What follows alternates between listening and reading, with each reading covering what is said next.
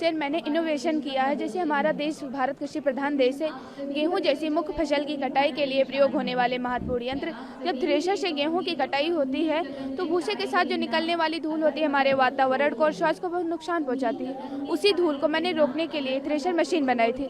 Sir thresher में हम लोग गाँव में रहते हैं क्योंकि स्कूल में हमारे चारों ओर खेत बने हुए हैं, तो उसकी धूल हमारे स्कूल में आ रही थी, जिसके कारण हम लोगों को पढ़ने लिखने में, सांस लेने में, खांसी आने थी, बहुत दिक्कतें होती थी। इन सब परिस्थितियों को देखते हुए फिर अपने राजीव श्रीवास्तव सर से बोला कि सर इसके लिए हम क्या करें।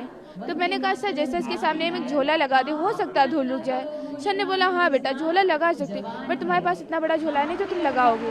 हम सोचते रहे कई दिन तक, लेकिन जब मैंने एक दिन माँ को चलनी से गेहूं का आटा चालते हुए देखा तब हमारे समझ में आया कि जब आटा चाले थे तो जितना महीन था वो नीचे गिर रहा था और जितना बड़ा था वो जाली में ऊपर रुका था। तब हमारे समझ में आया कि इसके बीच में हम एक जाली लगा दें। तो सर जो घर वर बनते तो मोरंग चालने वाला चलना होता, वो चलना मैं खेत को लेकर गई अपने राजीव श्रीवास्तव सर के सामने और 2-4 बच्चों को लेकर गई।